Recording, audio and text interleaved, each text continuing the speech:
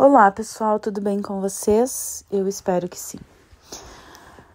Vamos falar hoje um pouco sobre os ritos católicos dentro da bruxaria.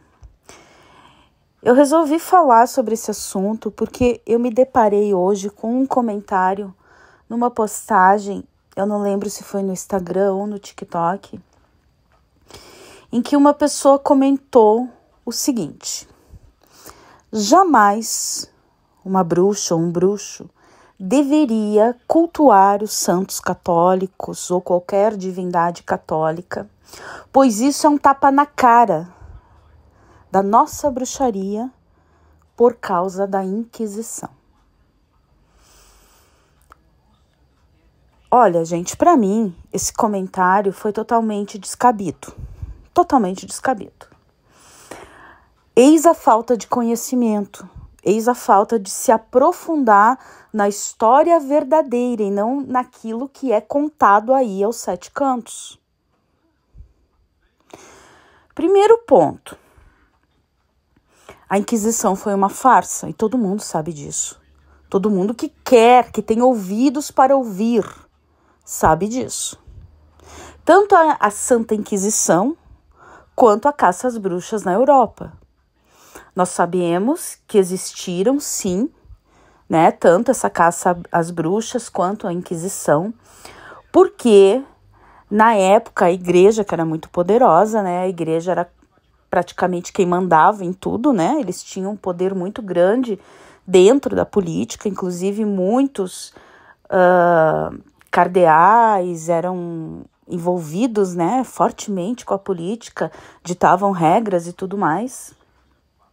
Então, naquela época, eles queriam dar uma resposta ao povo, porque estavam acontecendo muitos rituais de bruxaria, muitas coisas, e aí é uma longa história, as pessoas estavam amedrontadas. Naquela época, era tudo muito, muito diferente do que é hoje, né? A cabeça das pessoas, e a gente vivia muito mais, né? Hoje a gente tem muito mais informação. Naquela época não, tudo era apavorante, tudo era assustador. E como começou a acontecer muita coisa, houve uma revolta muito grande, enfim, a história é longa, o povo, apavorado, desesperado, começou a pedir ajuda para a igreja, né, para o governo, porque eles tinham que dar uma resposta ao povo. Então, o que foi feito? Foi montada uma farsa para dizer que as bruxas estavam sendo caçadas para dar sossego, alento ao povo. E foi feita a Santa Inquisição. Ah, mas quer dizer que não morreu ninguém? Claro que morreu, e morreu muita gente. Mas não eram bruxas. Eu já falei isso várias vezes nas minhas mentorias, em outros podcasts. Não eram bruxas. Eles pegavam qualquer mulher e acusavam de bruxaria por qualquer bobagem. Se a mulher tinha uma verruga, ela era bruxa. Se a mulher tinha uma mancha no corpo, ela era bruxa. Se a mulher tinha cabelo vermelho, ela era bruxa. Se ela era bonita demais, se ela chamava a atenção demais dos homens, ela era uma bruxa. Se ela fazia chás, se ela fazia ungüentos, ela era uma bruxa. Então eles acusaram mulheres inocentes de bruxaria, porque eles nunca conseguiram botar a mão numa bruxa de verdade. O que é? Vocês acham mesmo que as grandes bruxas, aquelas mulheres poderosas, com conhecimentos milenares, com uma ancestralidade fortíssima junto com elas, iam se deixar ser pegas? Nunca foi pega uma bruxa. Foram mortas milhares de mulheres acusadas de bruxaria, infelizmente inocentes. E é isso que não entra na cabeça das pessoas, porque elas vão muito pelas obras literárias que tem por aí. Por isso que eu disse, nunca estudem a história da bruxaria, porque vocês vão ver muita contradição, muita bobagem. A história da bruxaria foi escrita por homens que não eram bruxos, que não entendiam nada disso.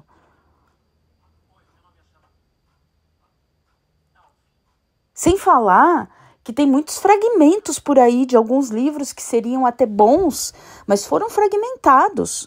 Os verdadeiros livros completos nunca foram abertos ao público, ao povo, a todo mundo, não. Então não é assim que a banda toca. O primeiro argumento dessa pessoa que comentou isso já cai por terra. Tá? Porque é um tapa na bruxaria, na cara da bruxaria, não. Infelizmente morreram muitas mulheres inocentes, mas isso não foi culpa das bruxas. Segundo ponto, que é uma coisa que eu sempre ensino na bruxaria, né? Dentro, quando eu falo assim de comportamento humano, de física quântica, de lei da atração, enfim, né? O que você tem que entender? Você tem que entender que o outro faz, a maneira que o outro age, a maneira que o outro pensa, que ele faz, que ele julga, que ele condena, você não tem nada a ver com isso. Isso é problema dele. Ele vai arcar com as consequências dele, da maneira que ele pensa, e vai receber isso de volta. É isso que tem que ser entendido. Não dá. Porque uma pessoa que comenta isso, gente, eles não entendem o que é uma egrégora. Vamos começar por aí. Não tem nada a ver com bruxa católica. Bruxa católica não existe. Não existe bruxa católica. O que existe? E isso eu tô falando aqui dentro da minha tradição, da bruxaria tradicional, na qual nós somos livres para cultuar aquilo que nós quisermos dentro do que faz, dentro do que tem entendimento, da nossa base, da nossa tradição. Certo? A gente escolhe o que quer cultuar. A egrégora católica é uma egrégora de muita força, muito poder. Tem muita força e muito poder dentro da Igreja Católica. Por quê? Aí vem os leigos. Não, mas não sei o quê. Existe poder. Existe uma egrégora de força. Vão estudar o que é uma egrégora. Claro que uma egrégora a gente não denomina, desculpe ela, somente por religião, pode ser por outras coisas. Mas uma egrégora nada mais é de que milhares e milhares de pessoas colocando fé, colocando entre aspas a sua energia, o seu foco numa mesma coisa. Aquilo se torna uma egrégora de poder. E nós podemos alcançar essa egrégora e tirar os benefícios que queremos dela. É claro que nós, dentro da bruxaria, fazemos de uma maneira diferente. Dentro da bruxaria tradicional, existem bruxos que trabalham com a egrégora católica até para maldição. Eu garanto que tem muita gente aqui que nunca ouviu falar disso, mas que fica arrotando sobre a história da bruxaria. As orações, as rezas, os cultos, o devocional dentro da igreja é um rito enorme de proteção para nós que trabalhamos com bruxaria. Muita coisa pode ser feita dentro dessa egrégora. Saibam que assistir 7 missas, uma vez por semana, 7 missas que você assiste, que você comunga, pode até desmanchar a magia negra.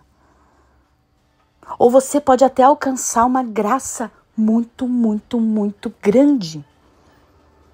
Nós, bruxas, usamos a água benta, benzida pelo padre. Nós usamos a terra da igreja. Nós vamos dentro da igreja para pegar certas coisas que eu não vou ensinar aqui agora, né? Porque não é o caso, para trabalhar dentro dos nossos feitiços, dos nossos rituais. Isso não quer dizer que eu sou católica. Sabe por quê? Porque dentro da bruxaria tradicional nós não obedecemos regras. A bruxaria tradicional não é uma religião. Você está falando de Wicca. Ah, tá. Daí a Wicca, então, acha que Desculpe, o tempo da Inquisição, porque não sei o quê, então tapa na cara da bruxaria. Mas só que nós não somos a Wicca. Nós não somos a bruxaria moderna. Nós somos a bruxaria antiga, milenar. E a nossa bruxaria não tem regra, tem ancestralidade. Ancestralidade. Eu não tô falando que é culto. Ancestralidade. Eu já disse, bruxaria é sangue. Não existe isso de toda mulher é bruxa. Não existe isso de, eu vou despertar a deusa que existe em mim. Vai despertar o cramunhão. Pelo amor do periquito. Não existe isso. O sagrado feminino. Gente, eu vou começar a separar as coisas, porque fizeram uma mistureba. Gente, depois da internet, é uma mistureba. Eles misturam tudo, tudo. Isso é falta de conhecimento. As antigas bruxas, elas iam dentro da igreja no tempo que em algumas igrejas se acendiam velas, né, dentro da igreja. Hoje em dia depende, né? Eu não sei, aqui onde eu moro não pode acender vela dentro da igreja, tem um espaço fora da igreja.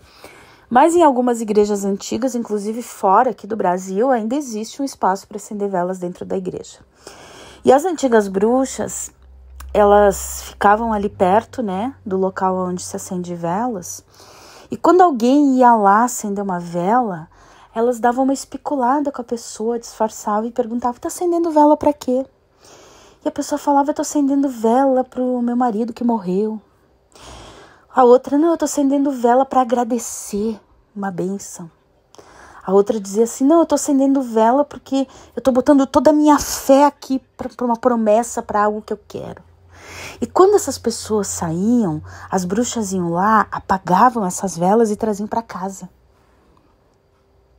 Sabe por quê?